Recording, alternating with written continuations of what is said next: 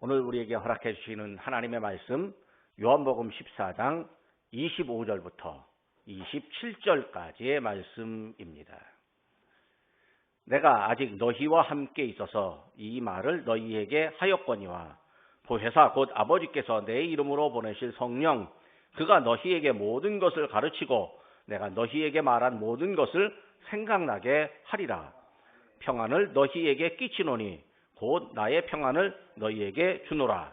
내가 너희에게 주는 것은 세상이 주는 것과 같이 아니하리라. 너희는 마음에 근심하지도 말고 두려워하지도 말라. 아멘. 교회력으로 부활주일이 지난 후에 7번째 되는 주일은 성령강림 주일입니다. 그러므로 우리는 성령강림 주일을 향한 시간을 지내고 있습니다. 저는 이제 성령강림 주일과 바로 다음 주 3일째 주일까지 8주일 동안 예수님과 성령이라는 주제로 말씀을 이어가고 있습니다. 지난주에는 예수님께 임한 성령이라는 제목으로 은혜를 나누었고 오늘은 예수님이 강조하시는 성령이라는 제목으로 함께 은혜를 나누고자 합니다. 지난주 말씀을 잠시 돌아봅니다. 예수님께 성령이 임하였습니다. 그리고 예수님은 갈릴리에서 칭송을 받으셨습니다. 예수님은 성령의 임재하심으로 인해서 일한다는 사실을 구약성경을 읽으심으로 확인하셨습니다. 성령의 임재를 확인하신 예수님은 사람을 위한 일, 사람을 위로하고 회복시키며 세우는 일을 합니다. 그 일은 사람에게 자유를 주는 일이고 하나님과의 관계가 회복되는 일입니다. 우리도 이 세상에서 칭찬을 받으며 하나님이 좋아하시는 일을 할 수 있습니다. 내 힘으로 아니라 성령을 받아서 성령의 은총과 능력으로 할 수 있습니다. 오늘은 예수님이 강조하시는 성령을 보려고 합니다. 성령의 임재를 알고 계시는 예수님, 그러니까 성령과 함께 하시는 예수님은 제자들에게도 성령의 임재가 있기를 원합니다. 제자들도 성령의 역사로 일하기 원하십니다. 예수님은 성령에 대해서 가르치실 때에 성령은 어떤 분이다? 어떤 일을 한다? 이렇게 성령론을 설파하듯이 자세하게 가르치지는 않았습니다. 예수님은 성령이 계시다. 그리고 성령님이 인격적으로 사람들에게 오신다. 이 사실을 알려주셨습니다.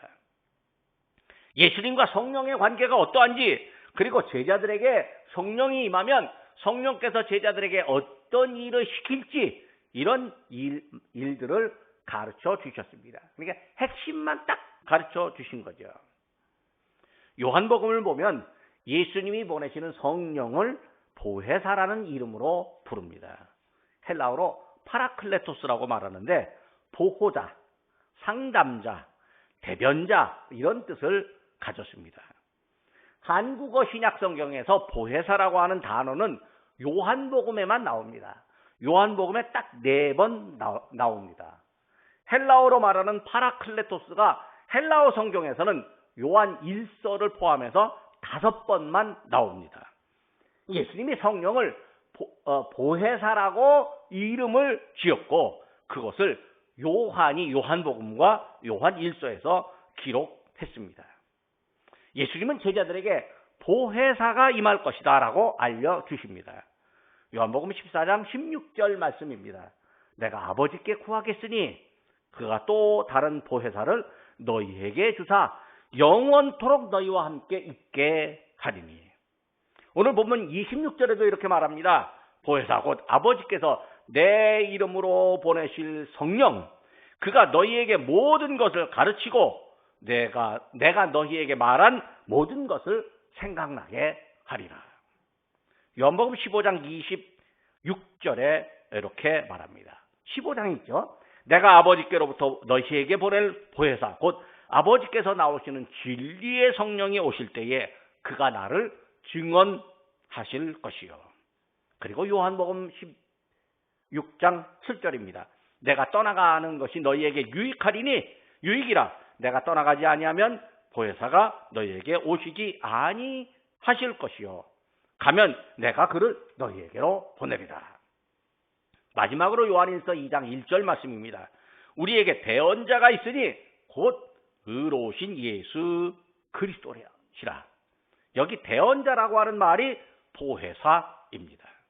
자, 이 말씀을 본다면 이제 예수님은 제자들에게 보혜사 성령이 반드시 임해야 된다라고 강조하십니다. 왜 제자들에게 보혜사 성령이 임해야 할까요? 예수님이 제자들과 함께 할 때 예수님에게 성령이 임재했습니다. 그래서 성령의 능력으로 예수님이 일하셨습니다. 근데 이제 예수님의 지상 사역이 마쳐지고 나면 예수님은 제자들 곁을 떠나고 제자들만 남습니다. 제자들은요, 예수님이 하시던 일을 따라해야 합니다. 계승해야 됩니다. 그런데요, 예수님 하는 일을 따라하는 게 이게 말처럼 쉽지 않습니다. 용기와 능력이 필요합니다. 사람의 지혜와 방법으로는 용기와 능력이 잘 생기지 않습니다. 아주 작은 어린아이가 부모님 곁을 떠나잖아요. 부모님이 자기 눈에 안 보이면요, 두렵습니다. 그래서 막 울어버립니다. 그리고 엄마 어디 가자고 막 찾습니다. 가만히 있으면 엄마가 금방 거기 찾아올 수도 있는데 그냥 엄마 찾아서 여기저기 헤매다가 미아가 되는 경우도 있습니다. 왜 그럴까요? 이게 두려움이 있으니까. 엄마가 옆에 계시지 않는다라고, 부모님 옆에 계시지 않는다, 보호자가 옆에 계시지 않는다라고 생각해서 두려움이 사로잡히니까 그렇습니다.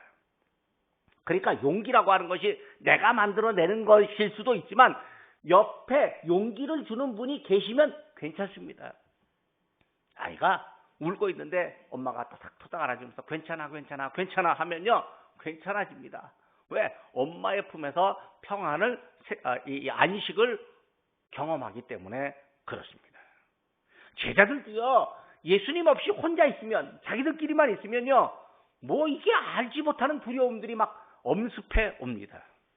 그래서 그들에게 은혜, 평안, 능력을 주어야 되는데 누가 주실 수 있을까요? 바로 보혜사 성령입니다. 보혜사 성령이 제자들과 함께해야 합니다. 그래서 예수님은 제자들에게 보혜사 성령이 너희와 함께해야 한다라고 강조해 주십니다. 예수님이 하나님 아버지께 구합니다. 아버지께서 제자들에게 보낼 보혜사 성령을 예수님이 알려주십니다. 그리고 보혜사 성령은 제자들과 영원토록 함께 하십니다. 예수님이 떠난 이후에 세상에 남아있는 제자들에게는요, 보혜사 성령이 반드시 필요합니다. 보혜사 성령이 함께 하시는 것은요, 곧 예수님이 함께 하시는 것이고 하나님이 함께 하시는 것입니다. 그래서 제자들에게 임마누엘의 하나님을 경험하게 하는 것, 성령의 은총입니다.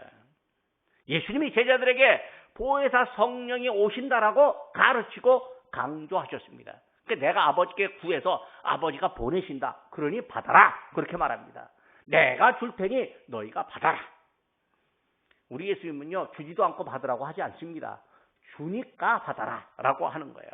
안 주면서 받아라. 이거 참 조금 속상한 일이 됩니다. 새해가 되면 어르신들에게 새해 복 많이 받으세요. 그러면 어떤 어르신은 농담 삼아 복 좀 나한테 줘. 그렇게 말을 합니다. 아, 왜 안 주면서 받으라고 하냐고. 근데 그 복이 이제 나는 복을 받으라고 말을 하지만 그 복이 사실 하늘로부터 오는 거죠. 그러니까 하늘로부터 오는 복을 받으십시오. 왜? 하늘이 복을 줍니다. 라고 하는 전제가 있기 때문입니다. 임마누엘의 하나님은요, 우리에게도 하나님과 함께 하심을 경험하고 믿게 하라고 보혜사 성령을 보내주십니다. 그 옛날 예수님의 제자들에게만 성령이 필요했을까요? 아닙니다. 오늘을 사는 우리들에게도요, 성령이 필요합니다. 성령이 물건처럼 필요한 것이 아니라 하나님의 영 예수 그리스도의 영으로서 우리와 함께 하심이 우리에게 필요합니다. 왜냐하면요, 우리도 예수님을 믿는 사람이고요, 또 우리도 예수님의 제자이고요, 또 우리도 예수님이 하시던 일을 계승해야 되고요, 우리도 예수님이 하는 일을 수행해야 되고, 우리도 세상에서 살고 있기 때문입니다. 우리에게도 성령이 오셔야 되고요, 성령의 지혜와 능력이 우리에게도 필요합니다. 예수님은 오늘 우리들을 위해서 아버지께 성령의 임재를 간구하고 계십니다. 예수님의 성령 강조는요, 우리들에게도 또 어린아이들에게도 적용이 됩니다. 오늘 본문을 보면은요, 보혜사는 아버지께서 예수님의 이름으로 보내는 성령입니다.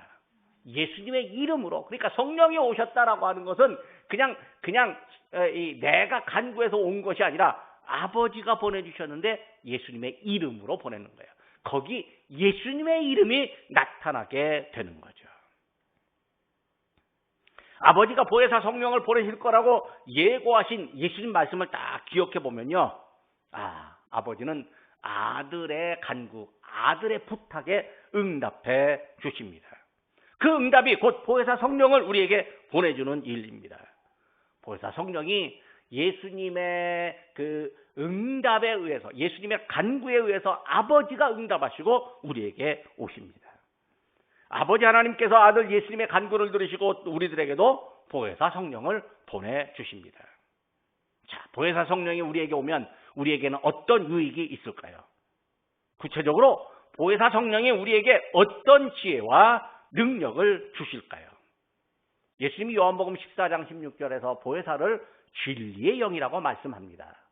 오늘 15장 26절에서도 아버지께로부터 나오시는 진리의 성령이라고 말씀합니다. 즉, 보혜사는 우리들 안에서 진리와 관련된 일을 하십니다. 진리가 뭘까요? 진리를 추구하는 사람들이 세상의 철학자들입니다. 철학의 주제 하나가 뭐냐면 진리가 무엇인가라고 하는 질문에 답하는 게 철학자들의 연구 문제입니다. 이게 철학적으로 진리를 설명하려면요, 한이 없습니다. 그런데 믿음의 사람들에게 예수님은 진리를 아주 간단하게 알려주셨습니다. 요한복음 14장 6절에 스스로 내가 곧 길이요 진리요 생명이니, 그러니까 예수님 당신의 진리라고 말합니다. 요한복음 17장 17절에서는요, 아버지의 말씀은 진리입니다, 이렇게 말을 합니다.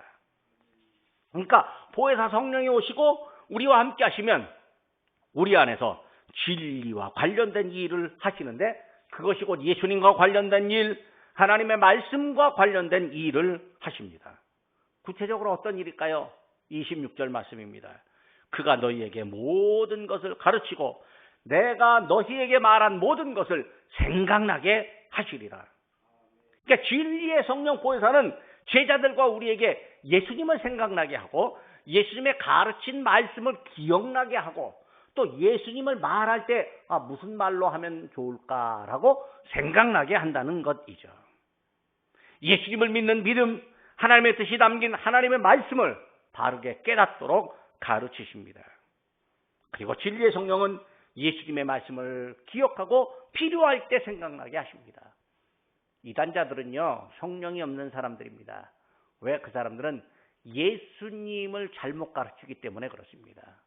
예수님은 실패자라고 가르치기도 하고 예수님은 하나님의 아들이 아니라고 가르치기도 하고 성자가 아니라고 가르치기도 하고 때로는 자기들이 예수라고 자기의 교주가 예수라고 말을 합니다. 그건 성령의 가르침이 아닙니다.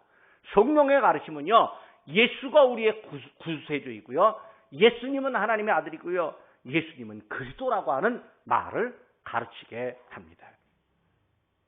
자, 제자들이 예수님을 떠난 뒤에 이제 예수님이 제자들을 떠난 뒤에 예수님의 사역을 제자들이 감당하는데, 제자들은 이제 예수님을 직접 보고 들었습니다. 그러니까 보고 들은 대로 말하면 됩니다. 자, 본 대로 들은 대로 말하는 사람을 증인이라고 합니다. 그러니까 증거 혹은 증언하는 일은 본대로 들은 대로 말하는 것을 말하는 행위입니다. 제자들이 예수님을 말한다라고 하지만요, 이 본대로 들은 대로 다 말할까요? 그렇지 않습니다. 본대로 들은 대로 말하려면요, 용기가 필요합니다. 왜냐하면 말하는 것을 막는 사람들이 있습니다. 말한다고 핍박하고 때리는 사람이 있고 감옥에 가두는 사람이 존재하면요, 말하는 게 두려워집니다. 이럴 때는 용기를 갖고 반드시 내가 이 말을 해야 되겠다라고 다짐해야 하는 거죠. 누가 뭐라고 해도 압박을 해도 말하는 결단이 필요합니다. 이제 예수님을 말하는 그 결단, 진리의 성령이신 보혜사가 우리에게 허락해 주십니다. 세상은 보혜사를 모르지만요, 제자들은 보혜사를 받습니다. 보혜사와 함께하는 제자들은요, 예수님을 말할 수 있습니다. 예수님이 나의 구주, 세상의 그리스도, 인류의 구원자임을 말할 수 있습니다. 보혜사 성령이 예수님이 누구신지, 예수님이 나를 위해 어떤 일을 하셨는지 깊이 경험하게 하시고 감사하도록 은혜를 베푸십니다. 그러니까 성령께서 오셨을 때 예수님을 깊이 경험하게 되는 거죠. 보혜사를 모르는 세상은요, 예수님의 은혜를 모릅니다. 우리에게 예수님의 은혜를 더 깊이 깨닫고 더 깊이 경험하고 싶은 마음이 있습니까? 보혜사 성령께서 내게 오시고 아버지의 말씀을 내게 가르쳐 주기를 기도해야 합니다. 왜냐하면 아버지께서 예수 그리스도의 이름으로 우리에게 보혜사 성령을 보내시겠다고 약속하셨기 때문에 그렇습니다. 용기가 부족해서 예수님을 전하지 못하는 경우도 있지만요, 우리의 기억이 왜곡되어서 예수님을 제대로 전하지 못하는 경우도 있습니다. 사람의 기억이요, 언제나 정확할까요? 내가 보고 들었다 할지라도요, 시간이 지나면 나의 기억은요, 반드시 왜곡됩니다. 보거나 들은 것을요, 사실과 다르게 말할 수 있습니다.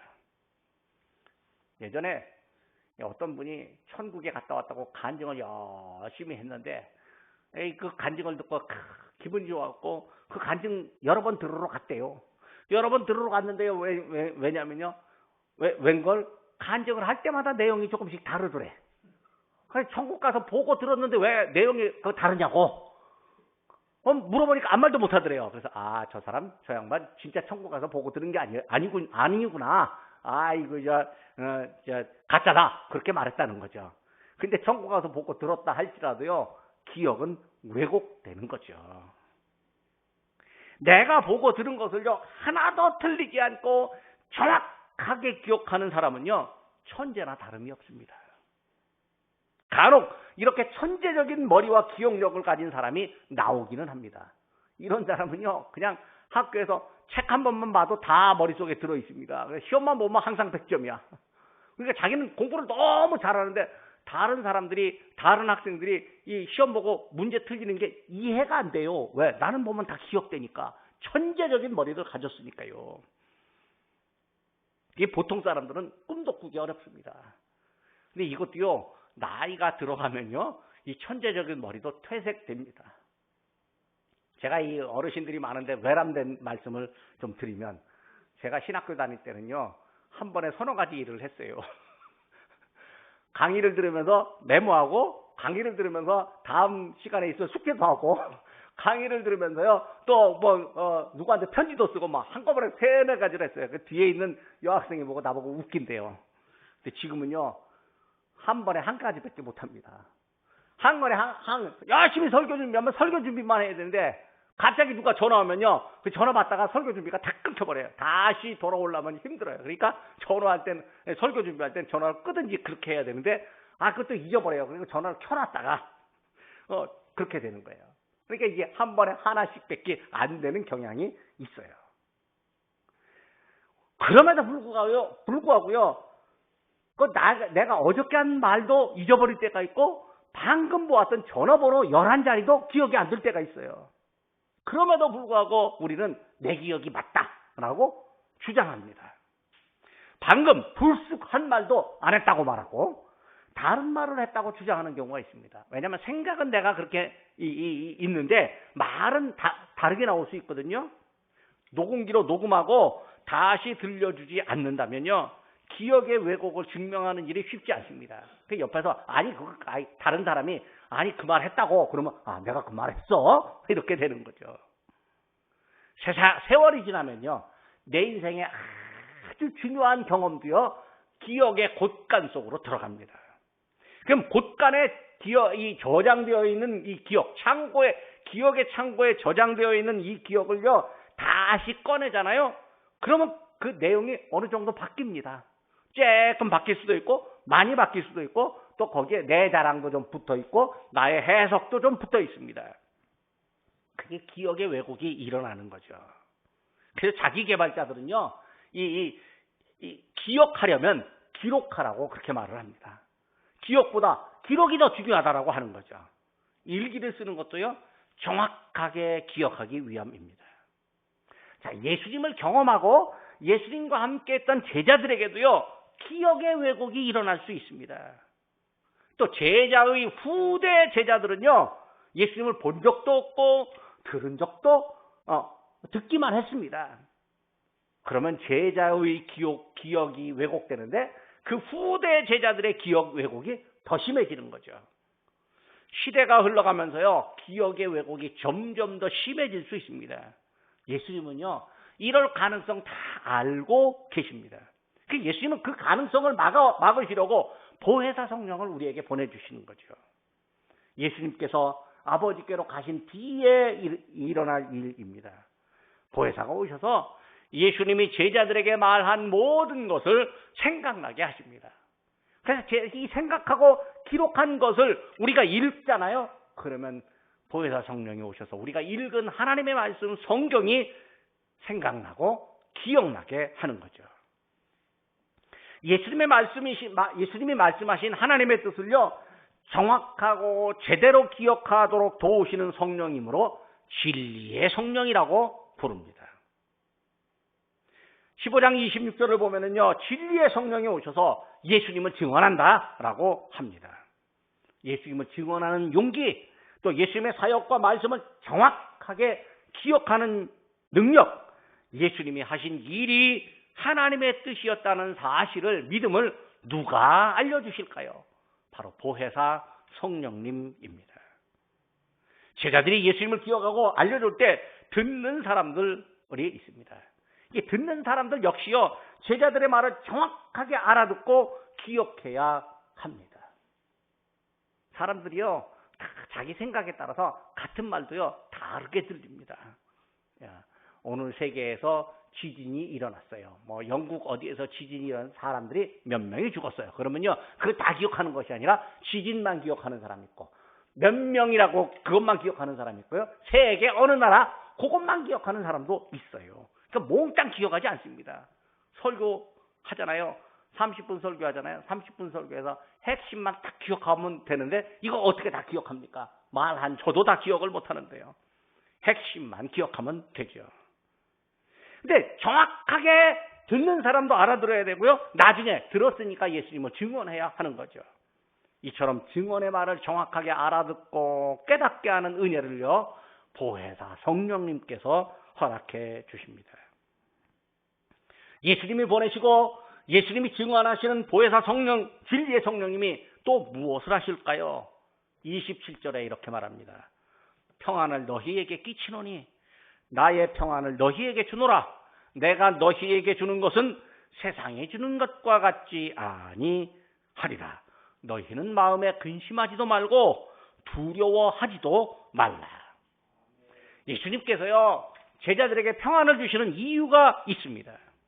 육신의 예수님이 함께 하다가 예수님이 떠나면요, 제자들 안에 허탈감이 찾아옵니다. 예수님의 일을 계속하려니까요, 마음은 허탈하고 자신은 없어집니다. 예수님이 맡기신 일을 하려고 하니까 누가 힘으로 억압하는 사람도 있습니다. 자연히 근심과 두려움이 찾아옵니다. 이때 예수님께서 주시는 평안이 필요합니다. 사람은요, 누구나 근심과 두려움이 있습니다. 세상에는요, 근심과 두려움거리가 가득합니다. 사람의 근심과 두려움 내용이 거의 비슷하게 나왔고요, 사람마다 조금씩 다르기도 합니다. 이 근심과 두려움이요, 사람을 떠나지 않습니다. 즐거움이 있으면요, 근심이 없는 것 같지만요, 즐거움의 끝에 근심이 찾아올 수도 있습니다. 잠언 14장 13절에서 즐거움의 끝에 근심이 찾아오느니라, 그렇게 말합니다. 그러니까 근심과 두려움이 늘 우리 곁에 있으니까 이 근심과 두려움이 마치 친구 같습니다. 근데요, 좋은 친구는 아닙니다. 고약한 친구입니다. 사람의 정신과 영혼, 그리고 육신을 갉아먹는 나쁜 친구입니다.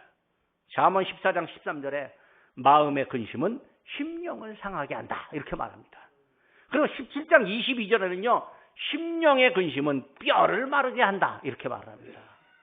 우리 뼈가 마르는 게 이제 이 골다공증 뭐 이런 거거든요. 어르신들은 이제 이 칼슘을 많이 드셔야 돼요. 이 골다공증 때문에 혹시라도 뼈가 부러지면 잘 붙지도 않습니다. 그런데요, 칼슘이 어떻게 생기느냐면, 칼슘을 외부로부터 먹어야 되기도 하지만요, 근심과 두려움을 하면 칼슘이 점점 더 빨리 사라지는 거예요. 뼈를 상하게 하니까요. 그러니까 평안을 누리면요, 칼슘이 빠져나가는 것이 아니라 그 안에서 칼슘이 보충되는 거예요. 그러니까 하나님께서 우리에게 주시는 이 마음이, 하나님께서 주시는 마음이 우리의 몸을 건강하게 할 수 있어요. 세상 사람들이 근심하는데요, 예수님 믿는 사람도 근심합니다. 세상 사람이나 예수님 믿는 사람이나 근심과 두려움이 일반입니다. 제가 어떤 사람 하나를 알고 있는데 멀지 않은 사람입니다.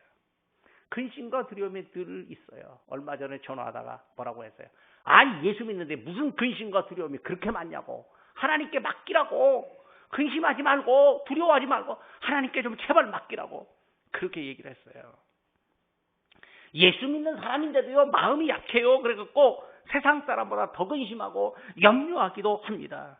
근심이 찾아오면요, 예수님 생각이 안 납니다.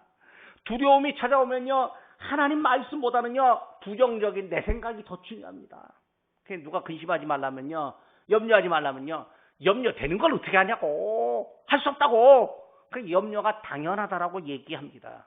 그럼 우리 예수님 말씀은 뭐예요? 너희 염려를 나 주께 맡기라고 하는 하나님 말씀은 뭐냐고요? 믿음을 가진 사람인데 이게 믿음처럼 안 사라지는 게 사실 우리들입니다. 예수님은 우리들의 이런 사정도 다 알고 계시는 거예요. 그래서 야, 너 혼자 스스로 평안을 만들어내지 못하니까 내가 가진 평안을 너희에게 주겠다. 이렇게 말씀해 주시죠. 자, 근심과 두려움이 우리를 찾아올 수 있죠. 보혜사 진리의 성령을 보내시는 예수님께서 평안을 주겠다고 하신 그 말씀을 기억하고 믿으십시오.